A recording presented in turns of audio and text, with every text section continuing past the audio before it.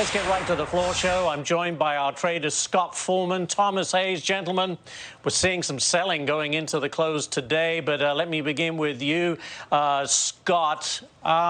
Okay, Snap brings down the tech sector. What do you make of these earnings, in particular on the tech side? We've got some big heavyweights next week. What are you getting out of this?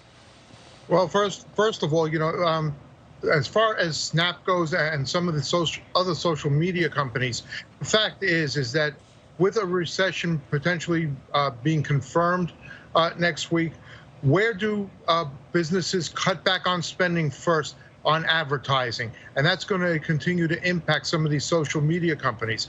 However, there are some silver linings out there in technology itself, and we've been seeing some upticks in semiconductors, especially as Congress is voting on passage of a stimulus for the chip group.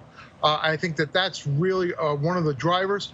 And from a technical standpoint, when you take a look at the NASDAQ 100, the NASDAQ, even the S&P, we're setting some higher highs and higher lows recently, and that's, that may be the signal that we're starting to turn around, but I think we're going to go back and we're going to test and have possibly another higher low. Another higher low. All right, Thomas, come in. We have those heavyweights next week. We have Microsoft, we have Apple. What are you expecting there, and what do you think about the tech sector, which has been the leader for so long for these markets until these recent times? Could they be a leader again?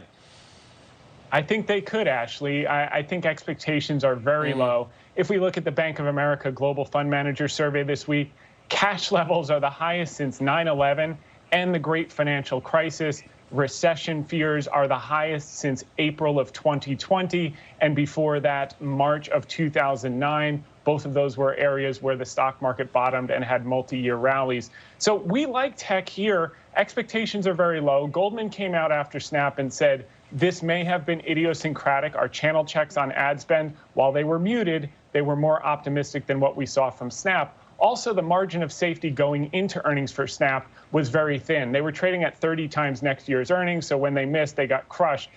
Meta, on the other hand, is going into earnings trading at 12.5 times next year's earnings. I think when you look back 1 to 3 years from now, not owning Meta, not owning Amazon at these reduced levels that came as a result of the sell-off this year, people are going to be faced with a lot of regret looking backwards. So I think there's opportunity here. I think if you look at Amazon, for instance, the ad business and Amazon Web Service alone are going to generate about $45 billion of operating income this year. You put a 25 multiple on that, that's $1.1 trillion valuation. And by the way, you get the e-commerce business, Whole Foods, and the Prime business for free. Very good. Scott, let me come back. We'll get the first reading on the second quarter GDP. If it's negative, I guess technically we're in a recession, but does the market care? Is that already baked in? Does the market think we're already in a recession? I think that the market does think we're in a recession. The market's always forward-looking and forward-acting. So I think it's already anticipated that we are in a recession. I think also another thing that people should be looking for next week will be the consumer confidence index, because as gas prices have come down a little bit, I'm hoping that we're going to see some improvement there, and that may also help to fuel a bit of a bounce back or turnaround here, something that we're needed. And by the way, one of the stocks that has been leading the NASDAQ, I think people should be looking at right now, is KLA Corp, which is a semiconductor equipment maker. The stock has been outperforming on both an absolute and relative basis. And I think if you're getting a dip here, I think it's an opportunity to buy that dip, is that stock. Very good. All right, Thomas, let me finish on the Fed. Pretty much baked in, 75 basis point hike. There was talk about a 1%, but maybe the economic data tells us that we know the Fed's going to go another 0.75%, right? That's correct.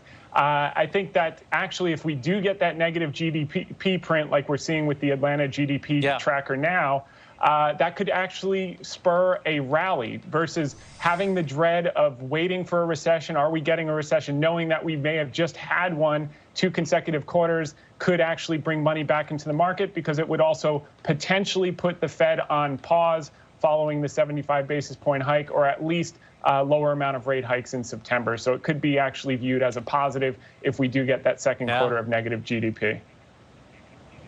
That's a very good point. We'll have to see how that works out. We're already out of time, but gentlemen, thank you. Scott Foreman, Thomas Hayes, thanks for joining us on the Fall Show today. Much appreciate your expertise. Thank you. Let's take a look at the